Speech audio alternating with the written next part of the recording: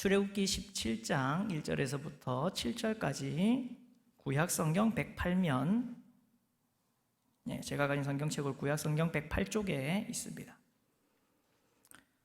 출애굽기 17장 1절부터 7절까지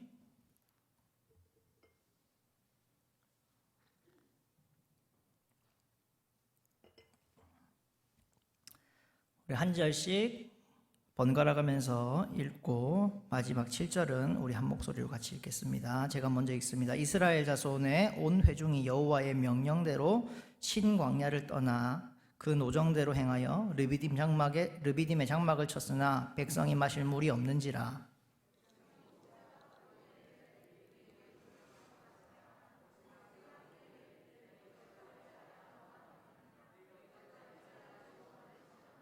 거기서 백성이 목이 말라 물을 찾으매 그들이 모세에게 대하여 원망하여 이르되 당신이 어찌하여 우리를 애굽에서 인도해 내어서 우리와 우리 자녀와 우리 가축이 목말라 죽게 하느냐.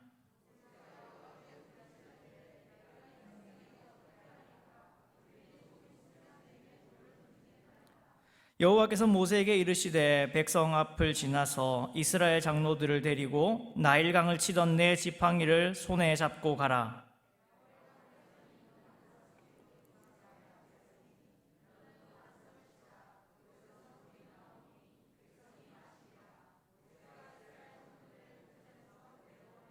7절 같이 봅시다. 그가 그곳 이름을 마사 또는 무리바라 불렀으니 이는 이스라엘 자손이 다 두었음이요 또는 그들이 여호와를 시험하여 이르기를 여호와께서 우리 중에 계신가 안 계신가 하였음이더라. 아멘.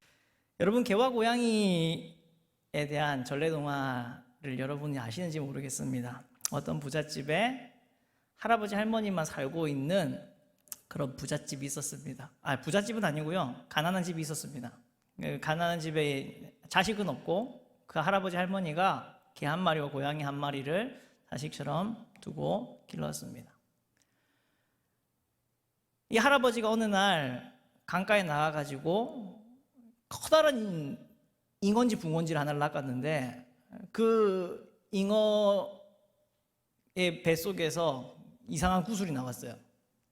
그 구슬이 복덩이 구슬이죠. 소원을 비는 대로 다 이루어지는 그런 구슬이었습니다. 그랬는데 어느 날 이 구슬이 도둑을 맞게 됩니다. 누군가가, 제가 정확하게 기억한 게 맞는지 모르겠는데 그 구슬을 누군가가 들고 가다가 강에서 빠뜨려 버려요. 그래서 이 개와 고양이가 그 구슬을 찾으러 가가지고 이제 그 구슬을 찾아서 집으로 돌아오는데 강을 건너게 됩니다. 그래서 개가 헤엄을 치고 고양이가 구슬을 입에 물고 강을 건너오기로 했죠. 강을 건너오고 있는데 개가 이 등에 타고 있는 고양이가 구슬을 잘 물고 있는지가 계속 염려가 되는 겁니다. 그래서 물어보죠. 구슬을 잘 물고 있는 건 맞아? 고양이가 말을 안 합니다. 당연히 말을 할 수가 없죠. 입에 물고 있으니까. 하는데 뭐라고 할 수가 없습니다. 아무튼 조금 더 가다가 계속 불안감은 증식돼 가는 거죠. 증폭돼 가는 거죠. 또 물어봅니다. 입에 구슬 잘 물고 있는 건 맞아? 또 고양이가 옹얼옹얼 뭐라 합니다. 잘 물고 있나 보다. 또 가다가 또 물어봅니다. 구슬 잘 물고 있는 건 맞지? 고양이가 화가 나가지고 잘 물고 있다니까 라고 이야기하는 순간에 그 구슬이 그만 강에 빠져버리게 되죠. 그랬던 이야기 때문에 그래서 개와 고양이가 원수지간이 됐다라는, 그래서 개는 고양이는 서로를 믿지 못하고 이렇게 원수지간이 되었다라는 전래동화 그럴까 있습니다. 개가 고양이를 믿지 못하고 계속 물어봤던 것처럼 우리의 삶 가운데에도 무언가를 계속 이렇게 확인받고 싶어하는 그러한 욕심들이 우리에게 있습니다. 이 욕심이라는 것은, 이 계속 확인을 받고 싶어하는 욕구는 믿지 못함, 다른 사람을 믿지 못하고 어떤 것을 믿지 못하는 불신에서 비롯되는 것입니다. 근데 우리가 사람만 믿지 못하는 것이 아니라, 어떤 소문만 믿지 못하는 것이 아니라, 어떤 이야기나 이런 것들만 믿지 못하는 것이 아니라, 우리 사람에게 가장 치명적인 이 불신은 하나님을 믿지 못하는 불신입니다. 오늘 살아가는 우리에게 하나님은 성령님을 보내셔서 우리를 고아처럼 내버려 두지 않으시고 늘 지키시며 동행하시며 함께하고 계십니다. 이건 믿으십니까? 그런데 여러분, 이것을 얼마나 느끼시며 체험하는 오늘 하루셨습니까? 오늘 우리의 삶 하루, 우리의 지나왔던 하루의 삶 속에서 얼마나 나는 이 동행하시며 지켜주시며 함께하고 계시는 하나님을 깨달으며 감사하며 살아왔습니까? 볼지어다 세상 끝날까지 너희와 항상 함께 있으리라. 이 주님의 말씀을 우리는 아멘이라고 이야기하면서도 얼마나 그 약속대로 우리와 항상 함께 계신 주님과 동행하고 그 주님을 손에 잡히듯 느끼며 살아가고 있냐는 겁니다. 주님께서는 말씀하신 그대로 바로 우리 곁에서 우리와 함께 계심에도 우리는 그 주님을 느끼지 못하고 그 주님을 믿지 못하고 살아갑니다. 어떤 사람이 꿈을 꿨다 그러죠. 그 꿈 속에서 하나님과 나란히 걷고 있는 자기 자신을 보았다고 합니다. 어느 해변가를 그렇게 주님과 하나님과 함께 걸어가고 있는 자신의 모습을 보았다고 합니다.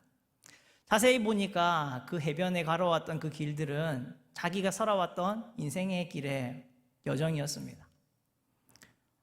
태어나서부터 늘 동행하시고 계시는 그 하나님, 함께 걷고 계신 그 하나님. 그런데 중간중간에 보니까 발자국이 두 사람이 걸었으면 이 발자국이 두 사람의 발자국이 찍혀 있어야 되는데 부분마다 한 사람의 발자국밖에 안 보이는 것을 그 사람이 눈치채게 됩니다. 그리고 곰곰이 그 시간을 보니 자기가 가장 어려웠을 때, 자기가 가장 눈물을 흘렸을 때, 자기가 가장 외로웠을 때, 자기가 가장 힘들었을 그때, 그 인생의 고난이라고 하는 그 시점에서 늘 발자국은 한 사람의 발자국만 찍혀 있는 것을 그가 보았습니다. 그리고 그는 하나님께 이렇게 항의했습니다. 하나님, 어떻게 이럴 수가 있습니까? 내 인생길에서 언제나 저와 함께 하시겠다고 약속하시면서 제가 가장 하나님을 필요로 할 때 하나님은 내 옆에 안 계시고 나를 어떻게 그렇게 떠나실 수 있으셨습니까? 그 사람에게 하나님께서 그렇게 응답을 하셨죠. 저 해변가에 하나만 찍혀있는, 한 사람의 분량만 찍혀있는 그 발자국은 네 발자국이 아니라 네가 어둠에 부딪힐 때, 힘들어할 때, 그래서 네가 정신을 잃고 방황할 때 내가 너를 업고 지나간 발자국이다. 하나님 그 사람에게 말씀해 주셨다고 그러죠. 이 하나님이 우리의 삶 가운데 오늘 우리의 걸어왔던 오늘 하루 8월 5일이라고 하는 이 하루의 삶 가운데에도 주님이 함께 걸어와 주셨습니다.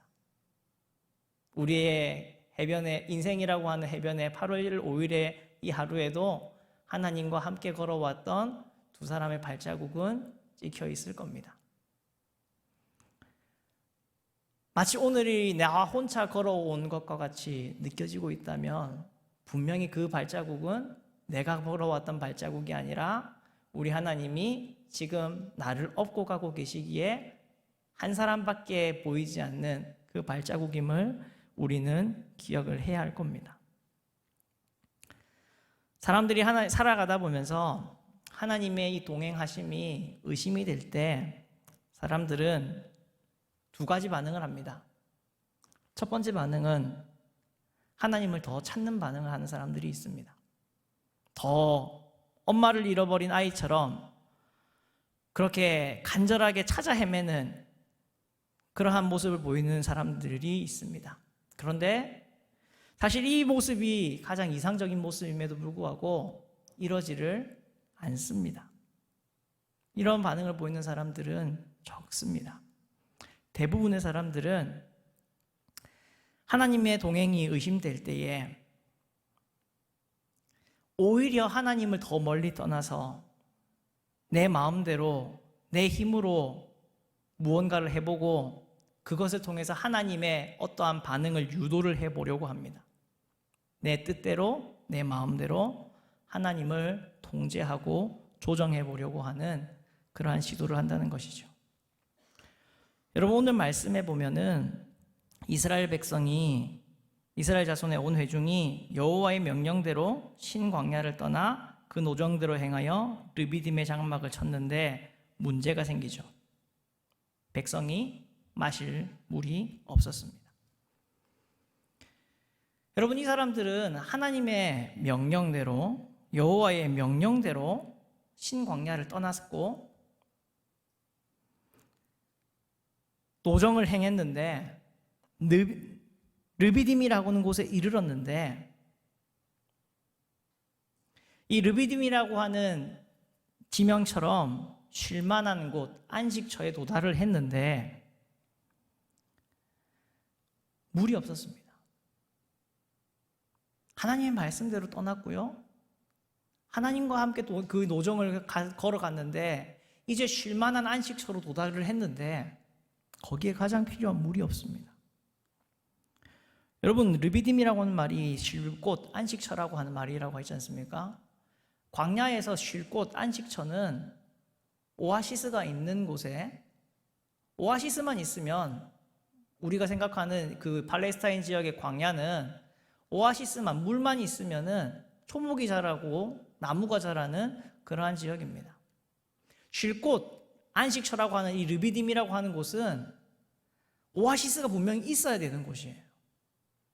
거기에 도착을 했는데 오아시스가 없습니다. 물이 없습니다. 하나님이 그런 곳으로 이스라엘 백성들을 인도해 가셨습니다. 이런 문제의 상황을 우리가 만나게 될 때에 하나님의 말씀에 순종해 가서 떠났고 광야의 길을 걸어갔고 믿음으로 걸어갔고 이제 쉴만한 안식처에 도달해야 되는 그때에 우리의 기대가 무너지게 되면 우리는 이 이스라엘 백성들처럼 불평을 하게 되고 다투게 되고 하나님을 시험을 하게 됩니다. 안식의 장소를, 쉴 곳이라고 하는 안식처의 장소를 다툼과 시험의 장소로 만들어버립니다.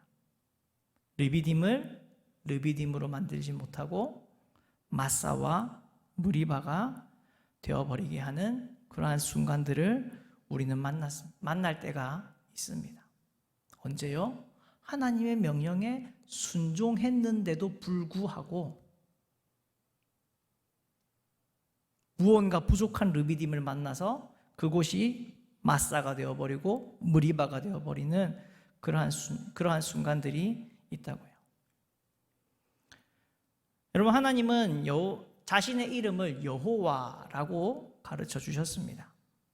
모세가 모세를 부르셨을 때에 하나님께서 모세에게 자기의 거룩한 이름을 그렇게 말씀해 주셨죠. 모세가 하나님께 아뢰되 내가 이스라엘 자손에게 가서 이르기를 너희의 조상의 하나님이 나를 너희에게 보냈다 하면 그들이 내게 묻기를 그의 이름이 무엇이냐 하리니 내가 무엇이라고 그들에게 말하리이까? 하나님이 모세에게 이르시되 나는 스스로 있는 자니라. 또 이르시되 너는 이스라엘 자손에게 이같이 이르기를 스스로 있는 자가 나를 너희에게 보내셨다 하라.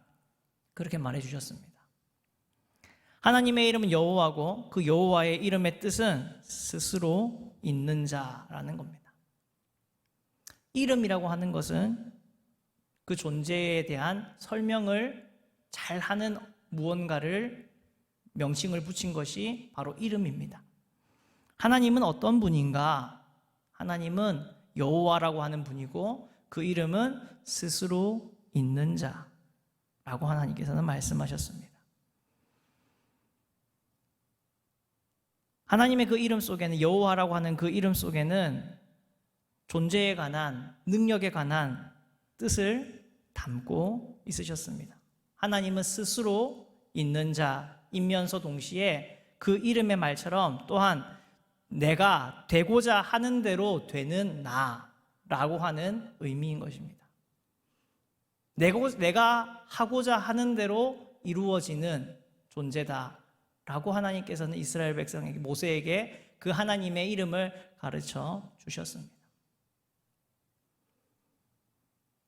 우리가 그분의 이름을 여호와 하나님이라고 부르는 것은 하나님께서 스스로 계시다라는 존재에 관한 것뿐만 아니라 하나님의 능력 또한 하나님께서 뜻하신 대로 온전히 이루실 수 있는 분입니다라는 그 의미를 담고 있는 이름입니다. 말씀으로 만물을 창조하셨고 하나님의 보시기에 심히 좋았던 모습으로 천지 만물을 능히 만드셨던 우리 하나님, 그분을 우리는 여호와 하나님이라고 우리는 부르며 믿고 있습니다. 근데 오늘 우리가 읽었던 7절 말씀에서 7절 마지막 부분의 말씀에서 뭐라고 하고 있습니까? 그들이 여호와를 시험하여 이르기를 여호와께서 우리 중에 계신가 안 계신가 하였음이더라, 이렇게 기록을 하고 있지 않습니까? 여호와라고 하는 이름 자체가 나는 스스로 있는 자다, 존재하는 자다, 존재라고 하는 강력한 메시지 속에서 또한 그 존재가 단순히 있는 것만이 아니라 그 무한하신 능력으로 계신 분이심을 말씀해주는 그 이름인데, 이스라엘 백성이 어떻게 시험했다고요? 여호와가 우리 중에 계신가 안 계신가. 존재한다라고 하는 이름을 부르면서도, 능력이라고 하는 그 이름을 부르면서도 이분이 계신가 계시지 않는가, 이분이 우리를 능히 보호해 주실 수 있는가 보호해 주실 수 없는가, 그들은 의심했습니다. 계신가 안 계신가에 대한 의문을 넘어서 이스라엘 백성들은 광야 이 생활을 우리가 믿고 따라가고 있는 이 여호와 하나님이 과연 지키시고 보호해 주실 수 있을까? 의심을 품기 시작했다는 겁니다. 하나님이 전능하신 분이라는 것 정말 맞는 거야? 의심을 품기 시작했다는 겁니다. 여러분, 오늘을 살아가는 우리도 이 질문들, 이 의심들 앞에 우리의 믿음이 시험받으며, 우리의 믿음이 유혹받으며, 우리의 믿음이 흔들리며 살아가고 있지 않습니까? 하나님이 계신 거 맞니? 하나님이 전능하신 분 맞니? 많은 사람들이 우리에게 이 질문을 던지고 있고, 우리 역시 이 질문 앞에서 때로는 갈팡질팡하며 우리의 믿음을 잃어버리며 유리방황하며 살아가고 있지 않습니까?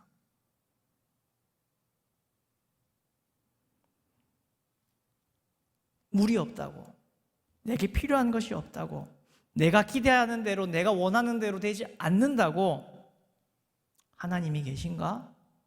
하나님이 전능하신 분이 맞는가? 우리는 그것을 똑같이 이스라엘 백성들처럼 의심하며 살아가지 않습니까? 그런데 이 의심이라고 하는 것을 더 근원적으로, 더 뿌리 깊게 캐가다 보면요, 발견하게 되는 진실은 무엇이냐면은, 우리가 하나님이 계신가 안 계신가를 아리송해하고 궁금해하고 혼란스러워하는 것이 아니라, 사실 우리 속에는 이 하나님을 믿기 싫어하는 본성이 있기 때문에 우리는 만나는 수많은 골짜기들 앞에서, 문제들 앞에서 이렇게 우리의 믿음이 흔들린다는 거죠. 내 속에 뿌리 깊게 박혀있는 불신 때문에, 하나님을 믿지 못하는 믿기 싫어하는 그 마음 때문에 우리의 믿음이 흔들린다는 겁니다. 여러분, 오늘 우리가 오늘 출애굽기 17장의 말씀을 보고 있는데, 출애굽기 16장의 말씀은 하나님께서 이스라엘 백성을 먹이시기 위해서 만나를 내리시는, 만나를 주신 그 이야기가 담겨 있습니다. 기록되어 있습니다. 먹을 것이 다 떨어져서 먹을 것이 없었던 이스라엘 백성들에게 하나님께서는 아침마다 양식을 비같이 내리셨습니다. 출애굽기 16장 4절에 보니까, 그때 여호와께서 모세에게 이르시되, 보라, 내가 너희를 위하여 하늘에서 양식을 비같이 내리리니 백성이 나가서 일용할 것을 날마다 거둘 것이라. 이같이 하여 그들이 내 율법을 준행하나 아니하나 내가 시험하리라. 하나님께서 말씀하셨고, 또한 이렇게 선포하셨습니다. 사람이 사람이 사는 땅에 이르기까지 이스라엘 자손이 40년 동안 만나를 먹었으니 곧 가나안 땅 접경에 이르기까지 그들이 만나를 먹었다. 처음 만나를 내려주신 그날부터 가나안 땅의 접경에 이르는 그날까지 아무것도 없는, 어떤 것도 경작하고 어떤 것도 농사 지을 수 없는 그 땅에서 하나님은 40년 동안 단 하루도 빠지지 않고 이스라엘 백성을 먹였습니다. 이들이 르비딤에 도착한 그날 아침도, 그날 새벽에도 그들은 밖에 나가서 각기 가족의 수를 따라서 정해진 분량만큼의 하루에 먹을 양식을, 만나를 거둬왔을 겁니다. 지금 불평하고 있는 이들이 지금 먹고 있는 그 양식조차도 그 아침에 하나님께서 주신 만나였을 겁니다. 그런데도 그들은 묻고 있죠. 하나님이 계신 거 맞냐? 하나님이 전능하신 거 맞냐? 여러분, 이스라엘 백성이 40년간 광야의 길을 걸어갔습니다. 하나님은 이스라엘 백성에게 함께 동행하고 계신다는 표시로 그들을 구름 기둥으로, 밤에는 불 기둥으로 지켜주셨습니다. 그 낮에는 사막의 태양으로부터 이스라엘 백성들을 구름 기둥으로 지켜주셨고, 밤에는 그 사막의 추위로부터 이스라엘 백성을 불 기둥으로 지켜주셨습니다. 그들이 머물 때에는 성막이 있는 그 자리에서 하나님의 임재의 상징으로 구름 기둥이, 밤에는 불 기둥이, 또한 그들이 행진할 때에는 그 구름이 떠올라서 그들을 보살펴주고 그들을 가려주고 그들을 지켜주고 보호해 주었습니다. 그들이 출애굽하여서 숲곳을 지나온 그때부터 하나님의 이 구름 기둥과 불 기둥은 하나님께서 동행하시고 임재하시고 같이 가고 계신다라고 하는 표시였습니다. 그럼에도 불구하고 지금 그들은 그 구름 기둥과 불 기둥을 보고 있으면서도 하나님이 도대체 어디 있어? 하나님이 계신 거 맞아?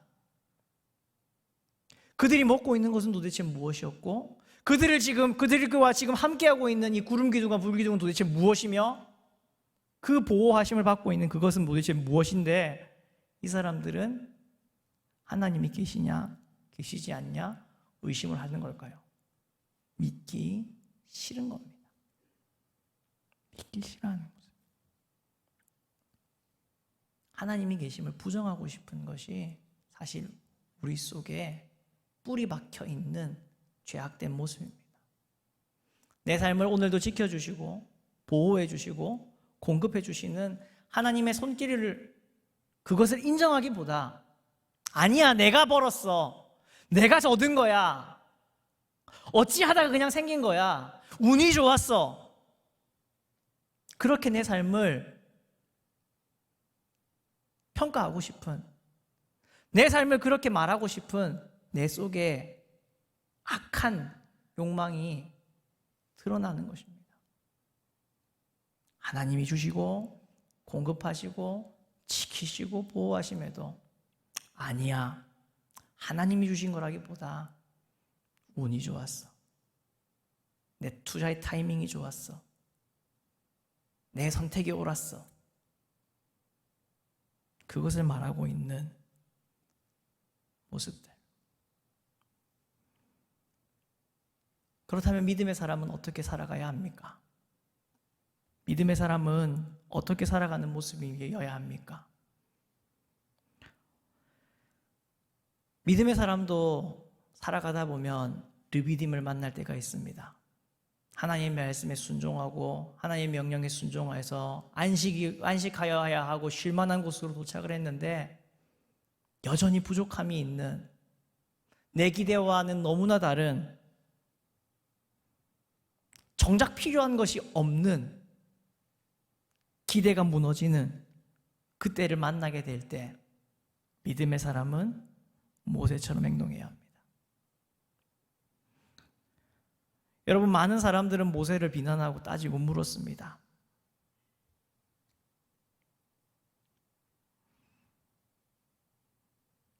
너는 어찌해서, 당신은 어찌해서. 이 사람들은 모세에게 그렇게 물어보았습니다. 어떤 문제를 만날 때에, 어려움을 만날 때에 다른 사람이나 다른 환경이, 다른 여건을 탓하고 그것 때문에 안 됐어, 그 사람 때문에 안 됐어, 그렇게 하는 것이 믿음의 사람이 아니라, 물이 없는 그 상황, 필요한 것이 있겠지, 거기에 가면은 안식이 있겠지, 쉼이 있겠지, 그렇지만 내 기대가 박살나버린 그 상황에서도 모세는 이스라엘 백성들에게 그렇게 말합니다. 어찌하여 너희가 여호와를 시험하느냐? 어찌하여 여호와를 시험하느냐? 우리가 이러한 상황을 만난다 하더라도 우리가 어떻게 여호와를 의심하고 여호와를 시험할 수 있겠느냐? 물이 없는데도 그 상황 속에서도 모세는 여호와를 신뢰하는 신뢰가 무너지지 않습니다. 사람을 보지 않고 백성들을 보지 않고 말라버린 오아시스를 그는 바라보고 있지 않습니다. 그는 이 상황에 누구를 바라보아야 되고 누구를 믿어야 되는지 분명히 알고 있고 그 믿음이 결단코 흔들리지 않고 있습니다. 이 상황에서 그는 여호와 앞에 무릎을 꿇습니다. 말라버린 오아시스, 그것처럼 자신의 모든 기대가 바싹 말라버린 그때에도 그는 여호와 앞에 무릎을 꿇고 여호와 앞에 부르짖으며 아뢰입니다. 하나님 어떻게 해야 합니까? 하나님 어떻게 해야 할까요? 내 기대, 내 소망이 완전히 어긋나버리고 무너져버리고 깨져버리고 산산조각 나버렸을 때, 여러분 그때 하나님 앞에 무릎 꿇는 게 쉬웠습니까? 사실 조금이라도 꿈꿀 수 있는 여지와 희망이 남아있으면 그것을 바라보고 우리는 무릎을 꿇습니다. 이렇게라도 해주시겠지, 이렇게라도 바꿔 가시겠지.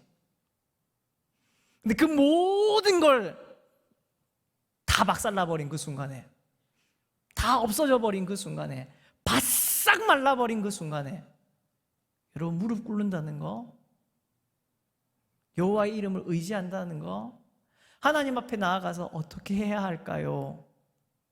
라고 묻는 거 정말 쉬운 일이 아닙니다. 믿음의 사람은 이래야만 합니다. 내 모든 기대가 무너져도, 내 모든 의지하는 바가 다 꺾여져도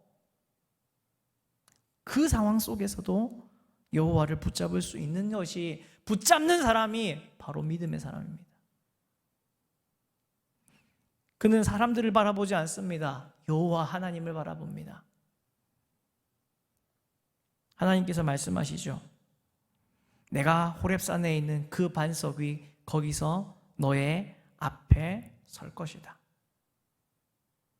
약속을 주시고 그 주신 약속을 따라서 그는 눈을 들어 하나님께서 서 계실 것이라고 말씀하신 그 반석을 향해 눈을 듭니다. 하나님을 끝까지 바라보는 그 믿음의 시선을 잃지 않습니다. 이것이 믿음의 사람입니다.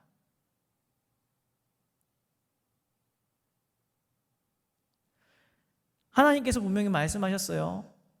반석 위에, 호렙산에 있는 그 반석 위에 내가 너를 마주대하여서 설 거다.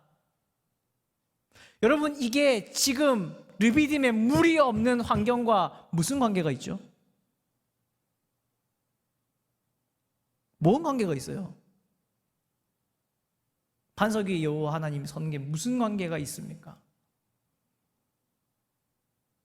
뜬금없는 것과 같은 응답, 그 속에서도 그는 믿음의 눈을 하나님을 향해 올려 뜨는 겁니다.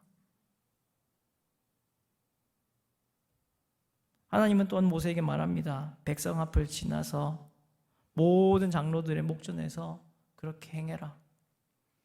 여러분, 지금 이 상황이 어떤 상황이었습니까? 백성들이 칼을 갈고 있습니다.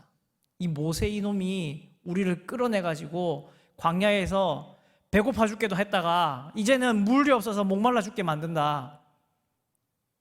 여러분, 모세도 하나님 앞에 그렇게 말했지 않습니까? 조금만 있으면 이 사람들이 저한테 돌 던질 것 같은데요.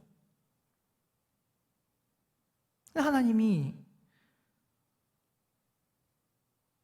백성 앞을 지나서 이스라엘 장로들을 데리고 나일강을 치던 내 지팡이를 손에 잡고 가라. 지금 거기 갈 때가 아닙니다. 지금 거기 갈 때가, 하나님 그럴 때가 아니고 빨리 물을 주셔야죠. 지금 사람들 앞을 지나갈 때가 아닙니다. 잘못하면 큰일 납니다. 하나님이 가라고 합니다. 6절 끝에 모세가 이스라엘 장로들의 목전에서 그대로 행하니라. 우리는 이 장면에서 모세가 하나님의 말씀에 순종해가지고 반석을 쳤다라는 것에, 쳤더니 반석이 갈라지고 물이 나왔다라고 하는 것에 키포인트를 맞추고 볼 것이 아니라, 여러분, 그까지의 중간에 수많은 방해와 수많은 어려움들과 그 믿음이 요구되는 그 상황 속에서 그가 주님 앞에 드렸던 순종을 우리는 집중해야 합니다. 자칫 잘못 꿈꾸면, 나도 능력만 있으면은 반석 치면은 물 나온다, 잘못 적용할 수가 있어요. 근데 여러분, 모세가 그 반석을 치기까지, 반석을 치라는 하나님의 말씀이 임하고 그 시선을 여전히 하나님께로 두고 그 마음을 여전히 하나님께로 두고 그 믿음을 여전히 하나님께로 바라보고 있는 이 상황까지가 여러분 얼마나 어려운 상황이었는지를 여러분 아셔야 합니다.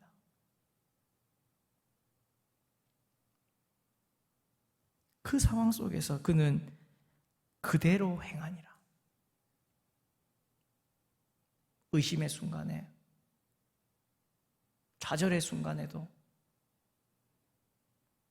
이해되지 않는 하나님의 말씀과 같은 그 순간에도 그는 믿음을 잃지 않고 그대로 행했습니다. 여러분, 이게 믿음의 사람의 모습 아닙니까? 때로는 하나님이 우리를 이 르비딤으로 보내실 때, 우리의 기대가 무너져 버리는 그곳으로 보내실 때, 그때 우리가 가져야 할 믿음의 모습 아닙니까? 우리에게도 그 모습을 오늘 요구하고 계시지 않습니까? 환경을 볼 게 아니라, 사람을 볼 게 아니라, 네 뜻과 네 생각을 의지할 게 아니라 나를 봐. 내 앞에 마주 대하고 있는 나를 봐. 이 모든 상황을 능히 할 수 있는 능력의 이름을 가지고 있는 나를 봐.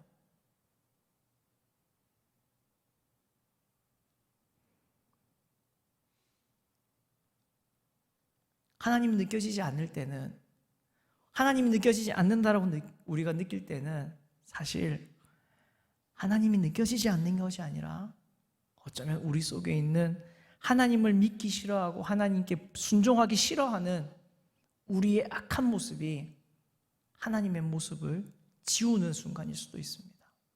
하나님을 바라보지 못하게, 하나님을 신뢰하지 못하게, 하나님의 계심을 부정하게, 인정하기 싫게 만드는 그러한 불순종의 시간, 그 앞에서도 하나님은 여전히 우리의 믿음을 요구하십니다. 우리의 믿음의 도약을 요구하고 계십니다. 믿음의 반응을, 순종의 반응을 우리에게 요구하고 계십니다. 눈을 들고 하나님을 바라보고 하나님의 계심을 의심할 것이 아니라 확신하는 그러한 우리의 모습을 요구하고 계십니다. 오늘 밤이 우리의 앞에 마주 대하시고 우리에게 말씀하시며 우리에게 마지막 순간까지 순종하시기를 요구하는 하나님의 음성을 듣고 반응하는 귀한 밤이 되었으면 좋겠습니다. 내 속에 들어오고 있는 의심, 정말 하나님이 계신가? 정말 하나님이 나를 사랑하시나? 정말 하나님이 나를 인도하고 계시나? 정말 하나님이 능력으로 나를 덮어주고 계시나? 의심하고 믿기 싫어하고 거부하는 시간이 아니라 그럼에도 불구하고 하나님을 보기를 원합니다. 그럼에도 불구하고 하나님을 믿기 원합니다. 그럼에도 불구하고 하나님의 능력을 의지하기를 원합니다. 그렇게 다짐하며 기도하고는 이 귀한 밤 될 수 있기를 주님의 이름으로 부탁을 드립니다.